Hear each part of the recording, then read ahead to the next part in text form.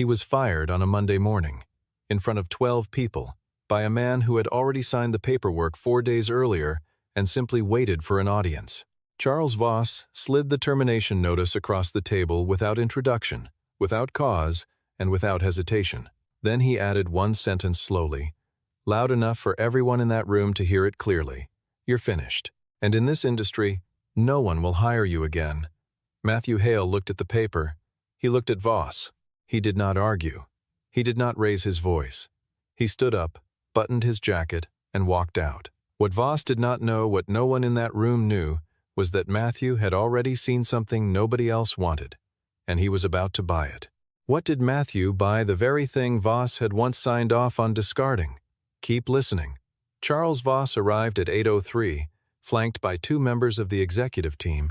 He did not look at the report on the table. He did not look at the data Matthew had prepared. He looked at Matthew the way a man looks at a problem he has already decided to stop thinking about. He sat down, adjusted his cufflinks, and cleared his throat once before he spoke. He did not ask Matthew to present. He did not open the floor. He placed a single sheet of paper flat on the table and pushed it across the polished surface until it stopped in front of Matthew's hands. It was a termination notice, effective immediately, signed and dated the previous Thursday. Matthew looked at the paper. He read the words slowly, not because they were complicated, but because some part of him needed the extra seconds to understand that this had already been decided 4 days ago, before this morning, before the report, before the 8 minutes he had spent standing early in a hallway preparing what he was going to say. The room was quiet. Giselle Harmon sat at the far end of the table, a folder of financial projections in front of her. She did not speak. She did not move, but her right hand closed slowly around the edge of that folder, pressing it flat against the table until her knuckles went pale. Voss leaned back. His voice was calm, precise, carrying just enough volume to be heard by every person in that room. "You're finished, Matthew. And I'll be honest with you, in this industry, no one is going to hire you after this. Not now. Not in 5 years." He said it the way a man delivers a verdict, not a warning. Final. Sealed. Matthew looked at the termination notice one more time. Then he looked at Charles Voss. He did not raise his voice. He did not argue. He folded the paper once, placed it inside the cover of the 41-page report he had stayed up until 2 in the morning to write, and stood up from the table. He picked up his jacket from the back of the chair, buttoned the middle button, and walked out of the conference room without looking back. The packing took less than 30 minutes. 2 years of work fit into one standard moving box: a stapler, a framed photograph of Lucas at the beach, a small cactus someone had given him as a joke about resilience, and a USB drive with backup files. Security escorted him to the elevator with the practiced politeness of people who had done this before and would do it again. The lobby doors opened to a gray Tuesday sky, and Matthew Hale walked out of Corway Logistics with a cardboard box under one arm and his phone buzzing in his pocket. He answered without looking at the screen. "Dad," said the small voice on the other end. "What are we having for dinner tonight?" "I want the pasta with the round things." Matthew stopped on the sidewalk, adjusted the box. "Tortellini," he said. "Yeah, we can do that." The 3 weeks that followed had the particular quality of water draining slowly from a sink. Not dramatic, not sudden, just a steady, quiet disappearance of possibilities. Matthew sent his resume to 6 firms in the first 10 days. All 6 came back with variations of the same answer. The position had been filled, or the timing was not right, or they would keep his information on file. 2 of those responses came within 48 hours of submission, which meant someone had not actually read the resume. It meant someone had already made a call. He understood. Voss had not been making a prediction on that Monday morning. He had been announcing a plan already in motion. The savings account had enough to cover 4 months of rent and groceries, maybe 5 if he was careful. Lucas was starting 1st grade in September. The enrollment paperwork was sitting on the kitchen counter next to a permission slip for a school field trip to a farm. The field trip cost $12. Matthew signed it without hesitating and then sat at the kitchen table for a long time after Lucas had gone to bed. He opened his laptop not to look for jobs that night, but because sitting in silence made the apartment feel too large. He had a browser tab open. He was not sure when he had opened it, showing a listing aggregator for distressed industrial assets. He had looked at pages like this during his time at Corway, studying market gaps the way other people study crossword puzzles. It was something he did when he needed to think without the pressure of thinking. He scrolled without urgency. Most of what appeared were the usual entries: obsolete processing plants, flood-damaged storage facilities, a handful of properties that had been listed and relisted for years without resolution. He was about to close the tab when a listing near the bottom of the fourth page stopped him. Delray Industrial Park, 4.2 acres, legacy rail infrastructure, partial electrical systems, rated for heavy load capacity, located 31 miles outside the city center, listed for 3 years, price reduced 4 times. Current asking price was a number that would have sounded absurd for a functioning facility and merely alarming for a gamble. The listing notes were brief: unsuitable location, too distant from current distribution hubs, infrastructure in need of significant rehabilitation. Matthew pulled up a separate window and opened the Federal Corridor Planning database he had bookmarked 2 years earlier. During the Northern Expansion research, Corway had ultimately ignored. He found the updated projection map for the Eastern Logistics Corridor, the one that showed planned highway expansions and rail line upgrades scheduled to come online in the next 4 to 6 years. He placed the two maps side by side on his screen. Delray sat at the exact intersection of 2 lines Corway's analysts had not waited because the timeline was too long for a quarterly earnings conversation. In 4 years, maybe 5, that location would not be 31 miles from a distribution hub. It would be at the center of one. Matthew stared at the screen for a long time. He closed the laptop. He looked up at the ceiling in the dark. He thought about the 41-page report sitting in a box in his closet. He thought about the field trip permission slip on the counter. He thought about the word "finished," said in a room full of people who had written it down before he walked in. Then he thought about what it meant that a 4.2-acre logistics facility with rail infrastructure and heavy load capacity had been available for 3 years and nobody had bought it. He opened the laptop again. Benjamin Cole lived in a brownstone 15 minutes from downtown and had spent 32 years in industrial real estate before deciding, at 62, that he was done sitting in offices. Matthew had met him once at an infrastructure conference 4 years earlier, had kept his contact information in a file labeled "People Worth Knowing," and had never used it. He used it now. They met at a diner on a Wednesday morning. Benjamin was the kind of man who ordered black coffee, read the menu, even though he clearly already knew what he wanted, and said very little until he had something worth saying. Matthew laid out the Delray analysis on the table between the coffee cups, the location data, the corridor projections, the timeline, the current price. He did not ask for money. He asked for an honest assessment. Benjamin read in silence for several minutes. He looked at the map. He looked at the projection data. He set the papers down and looked at Matthew. "Who else has looked at this?" he asked. Nobody who understood what they were looking at. Benjamin picked up his coffee. He looked at the papers one more time, then at the window, then back at Matthew. "You know the infrastructure rehabilitation alone is going to eat most of what you have." "I know. And the timeline before this becomes what you think it becomes, is 3 to 5 years minimum. That's 3 to 5 years of carrying costs, thin margins on short-term tenants, and zero guarantee the corridor development happens on schedule. I know that too." Benjamin set down his cup. He said nothing for a moment. And in that silence, Matthew could hear the diner around them, the sound of plates, someone laughing near the window, the coffee machine running a cycle. Then Benjamin made a sound that was almost a laugh, and wasn't quite. "The price they're asking for that property," he said slowly, "is either a gift or a trap, depending on whether you know the difference between a bad location and a location that isn't ready yet. I think I know the difference. I believe you." Benjamin folded his hands on the table. "I'll put in as a minority partner, enough to cover the electrical rehabilitation and 6 months of operating reserve. You run everything." He paused. "But Matthew, if you're wrong about the corridor timeline, this hurts both of us." "If I'm wrong," Matthew said, "I'll own it." The closing happened on a Friday afternoon in a small notary office on the second floor of a building that smelled like carpet cleaner and old paper. The title transfer document was 14 pages. Matthew sat across from the seller's representative and signed where indicated, initialed where indicated, and did not rush. Lucas sat in a chair by the door, his feet not quite reaching the floor, drawing on the back of a blank sheet of paper the receptionist had given him. He was drawing a truck, large wheels, a long trailer, a driver in the cab who appeared to be wearing a cape. Matthew signed the last page and capped the pen. He looked at his son across the quiet room for a moment before standing. In the parking lot, Lucas looked up. "Did you buy the big warehouse, Dad?" "I bought something people gave up on," Matthew said. "We're going to find out if they were right to."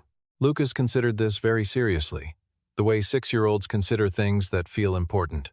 "What if they were right?" "Then I was wrong," Matthew said. "But I don't think I was." Lucas nodded once, tucked his drawing under his arm, and walked to the car. The 18 months that followed were not glamorous.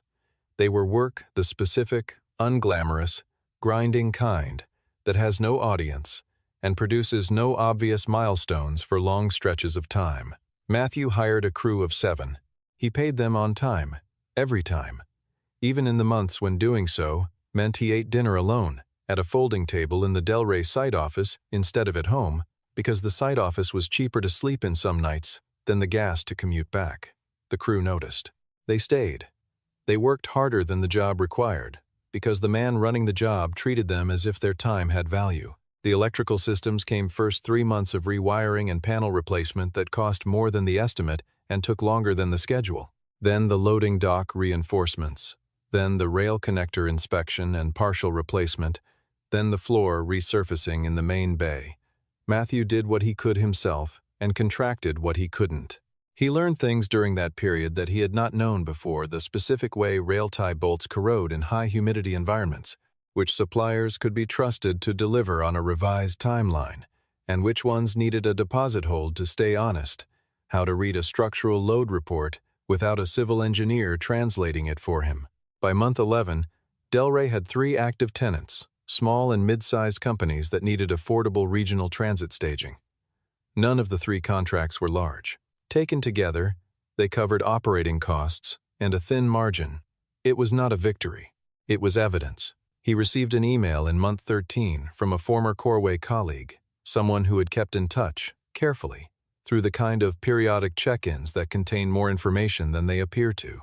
The email mentioned, in passing, that Corway had signed a northern expansion contract and was now looking for third-party logistics partners along the eastern corridor to support the rollout.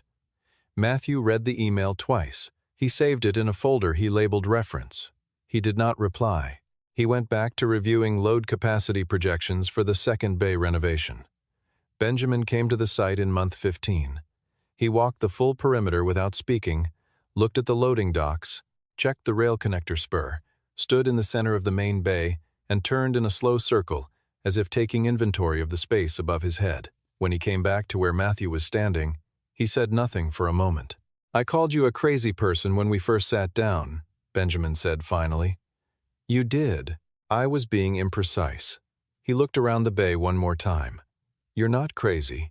You're just operating on a timeline that makes everyone else uncomfortable." Giselle Harmon had been promoted to CFO at Corway 8 months after Matthew's departure. She was good at her job, disciplined, thorough, and precise in the way that made other people in the building either respect her or be quietly afraid of her, depending on what she had most recently found in their numbers. She had not thought about Matthew Hale in any sustained way in those 8 months.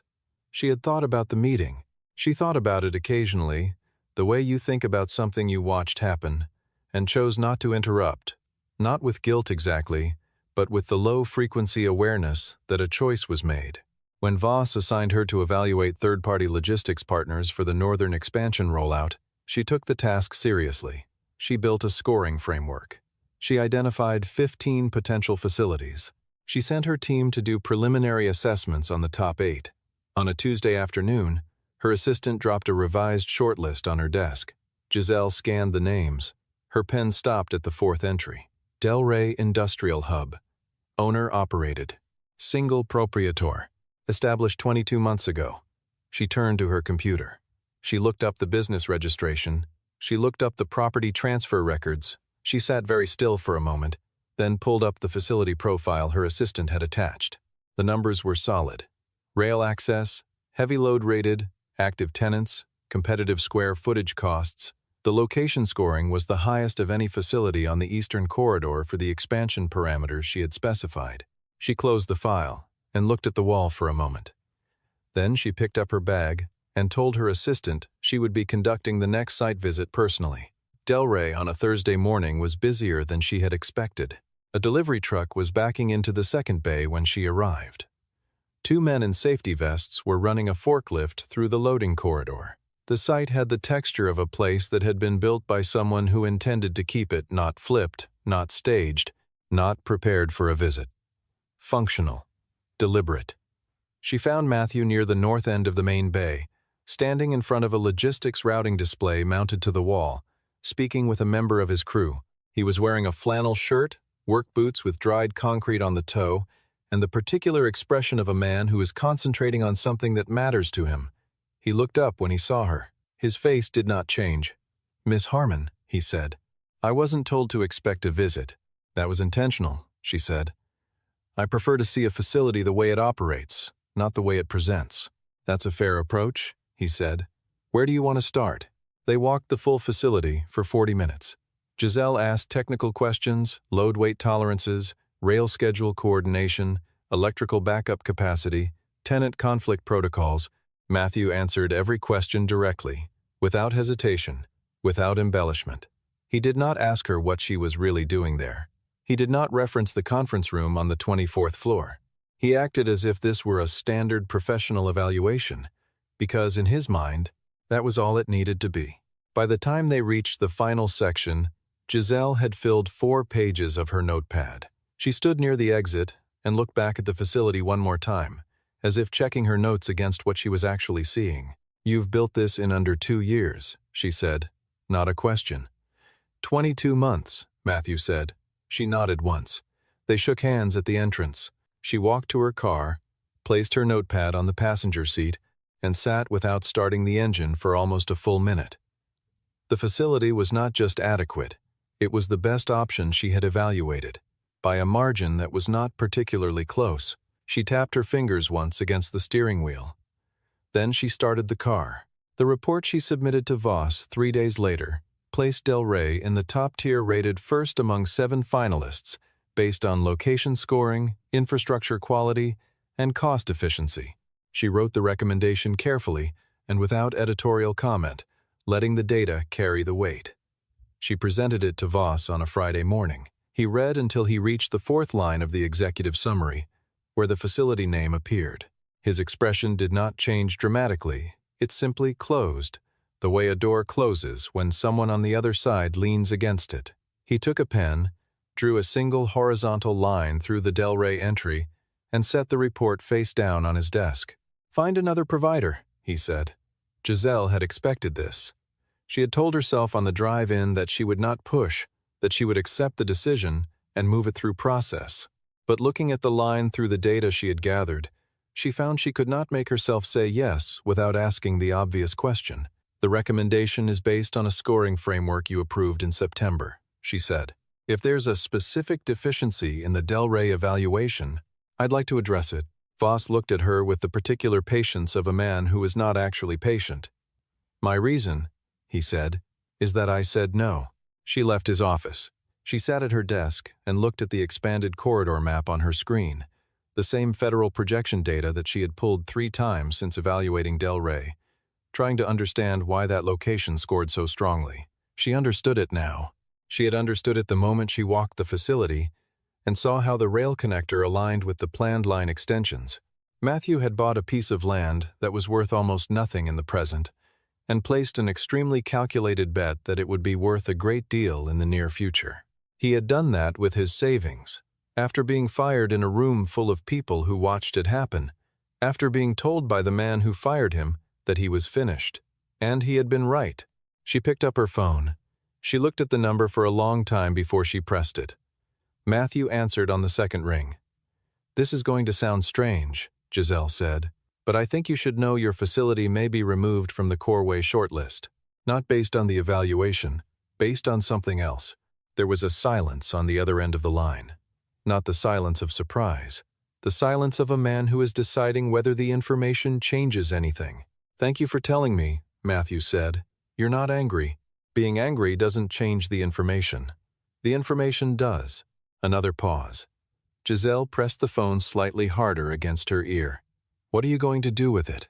"I'm not sure yet," Matthew said. "But I appreciate the call, Miss Harmon. I mean that." The call lasted 4 minutes and 30 seconds. When it ended, Giselle set her phone on her desk and looked at the ceiling for a moment. She thought about the 41-page report that had been sitting on the conference table on a Monday morning 2 years ago. She thought about the way he had stood up and buttoned his jacket before walking out. She thought about what it meant to know something true and still choose not to say it. She thought about that for a while. Matthew opened his laptop after the call and pulled up the email address for Eleanor Marsh. Eleanor had been on the Corway board for 11 years. She was not a sympathetic figure in the conventional sense. She was direct, data-driven, and not particularly interested in what people felt about their situations. What she was, Matthew knew from 3 years of working alongside her on a restructuring project, was interested in numbers that told the truth. He did not write to her as a man who had been wronged. He wrote to her as an analyst who had identified a material risk to the company's expansion projections. He attached a 20-page document. No cover letter, no biography, just the data. The Nortec Supply Chain Group came to Delray without being invited. They had found the facility through infrastructure data, the same federal projection mapping that Matthew had used, cross-referenced against private investment scouting criteria. A team of 4 arrived on a Tuesday morning and spent 3 hours walking the property. They asked the same kind of questions Giselle had asked, and Matthew gave them the same kind of answers, complete, specific, and unhurried. The team lead was a woman named Diana Forsyth. She shook Matthew's hand at the end of the walkthrough and said she would be in touch by the end of the week. She was in touch by the following Wednesday with a letter of intent for a long-term regional anchoring contract. Matthew signed the letter of intent that afternoon. He took Lucas out for tortellini that evening, and when Lucas asked why they were celebrating, Matthew said they were not celebrating exactly, they were marking something. "What's the difference?" Lucas asked. "Celebrating is for when something's over," Matthew said. "Marking is for when something's starting." Lucas ate his pasta and thought about this. Meanwhile, inside Corway, Eleanor Marsh had read the document Matthew sent her.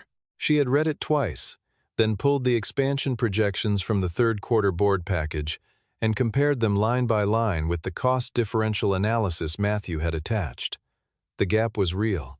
$2.3 million annually in operating cost difference between using the optimal logistics partner and the next available alternative, a gap that would appear in 18 months and compound over time. She called Matthew's number. "You sent me a financial analysis," she said, "with no return address and no indication of what you want from it." "I wanted someone to have the correct data," Matthew said. "What happens after that isn't mine to decide." Eleanor held the phone for a moment. "You know this puts me in a difficult position. I know it gives you accurate information," he said. "What's difficult about that is a separate question." She called a board review. It was listed on the agenda as a strategic risk assessment for the Northern Corridor rollout. Voss was not consulted on the agenda items before the meeting notice went out. Then the thing that Matthew had not anticipated, and the thing that, in retrospect, made everything else possible, happened because of Voss's own certainty. Someone in the company began contacting journalists and logistics industry publications with sourced claims that Delray Industrial Hub had failed infrastructure inspections and that its owner had a documented pattern of misrepresenting credentials. The claims were false in every particular. They were traceable, through a communications vendor, to an account authorized internally at Corway. 2 of Matthew's smaller tenants received calls within 72 hours and quietly terminated their month-to-month arrangements rather than be associated with a public dispute. Matthew lost those 2 contracts in a single week. He sat in the site office the evening after the second notice arrived. He did not throw anything. He did not make calls he would need to walk back later. He sat at his desk and looked at the loading bay through the window, the systems he had designed, the floor he had resurfaced, the rail connector spur that ran clean and level from the facility to the main line. He had built this with his own money and 2 years of his life, and a number of nights he had not slept well. He called Benjamin. "They're coming after the reputation now," Matthew said. Benjamin was quiet for a moment. "How bad?" "Lost 2 tenants. The publications are running the story unchecked." "Can you trace it?" "Richard can," Matthew said. "That's why I'm calling him next." Richard Aldrin had the specific temperament of a lawyer who had seen many versions of this story and found none of them surprising. He listened to Matthew's account without interrupting, asked 3 clarifying questions, and said he needed 48 hours. In 36, he had traced the communications campaign to its source, a vendor account linked to an internal Corway authorization code. He documented it thoroughly, and then he called Matthew. "We have grounds for a defamation action," Richard said. "But that's not the play, is it?" "No," Matthew said. "The play is the board meeting." Richard pulled the threads together for Eleanor Marsh's review. Giselle, who had by this point decided that she was done asking herself whether to act, prepared a presentation for the board's strategic risk session that she had not cleared with Voss. She worked on it over a weekend, alone in her apartment, with the corridor maps and cost analysis spread across her kitchen table. On the morning of the board meeting, Voss sat at the head of the conference table with the assurance of a man who had managed rooms like this for 20 years. He had been told it was a standard review. He was not concerned. Eleanor opened the session. She invited Giselle to present the logistics partner evaluation. Giselle stood at the front of the room and walked through the scoring framework, first clean, methodical, the kind of presentation she could have given in her sleep. She showed the comparative analysis between the top 3 facilities. She showed where Delray ranked and why. She showed the projected annual cost differential, $2.3 million, between the top-ranked option and the alternative that was currently on track to be selected. Then she advanced to the second section of the presentation. The slide was simple. It showed a timeline. It showed the communications campaign. It showed the vendor account. It showed the authorization trail. "The decision to remove Delray from the shortlist," Giselle said, and her voice was steady and clear, "was not based on facility performance. It was not based on safety concerns or operational deficiencies. Those claims, now circulating in the press, are unsupported by any inspection record and originated from an internal authorization at this company." She paused. "The cost of that decision, in operational terms, is $2.3 million per year. The cost in legal exposure is something Mr. Aldrin can speak to if the board chooses." The room was quiet. Not the quiet of a room where nothing is happening, but the quiet of a room where everyone has stopped pretending something is not happening. Eleanor looked down the table. "Charles," she said, in the tone of someone who does not need to raise their voice to make a statement land, "is there anything you'd like to address?" Voss straightened in his chair. "The board does not run this company," he said. "I do." Eleanor looked at him for a moment. "The board selects who runs this company," she said, "and the board reviews that selection when presented with material evidence of decision-making that exposes the company to financial and legal risk." She turned to the other members. "I'd like to call a procedural pause." Charles Voss was placed on administrative suspension pending an internal review that afternoon. It was processed quietly, the way these things are when the evidence makes argument pointless. He did not make a scene. He left the building at 4:17 in the same suit he had worn to the meeting. Nortec's contract with Delray was finalized the following Monday. It was a 3-year regional anchoring agreement, with 2 optional extension periods. The press release Nortec issued mentioned Delray by name and identified it as the anchor facility for the Eastern Corridor expansion. Within 10 days, Matthew received preliminary inquiries from 3 additional logistics operators. 2 of them were companies he had contacted 18 months earlier and been politely declined. He returned each call the same day he received it.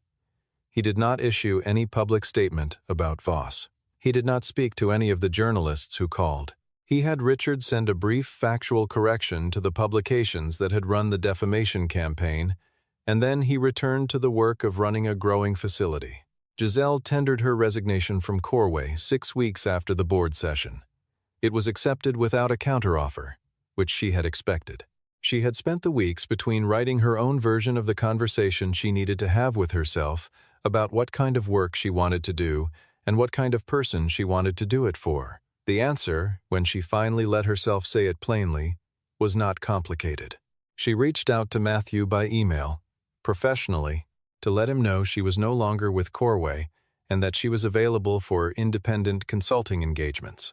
She was precise and brief in the way she was with everything, and she included a sentence at the end that had taken her longer to write than the rest of the email combined. She wrote that she was sorry she had not said something sooner.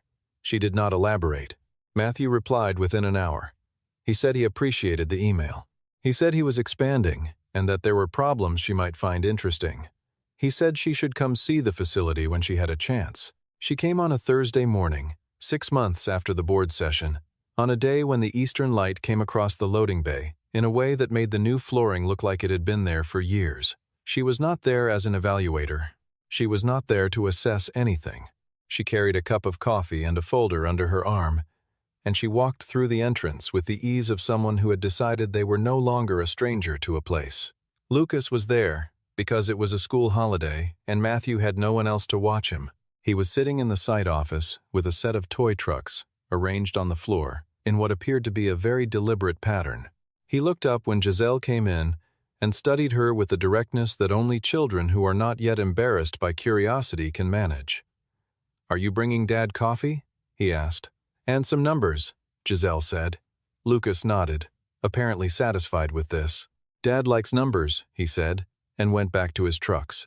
Matthew was standing at the desk with the Phase 2 expansion drawings spread in front of him, 4.2 additional acres on the adjacent parcel, an extended rail spur, a temperature-controlled secondary bay for pharmaceutical transit clients who had begun inquiring through Nortec's referral network.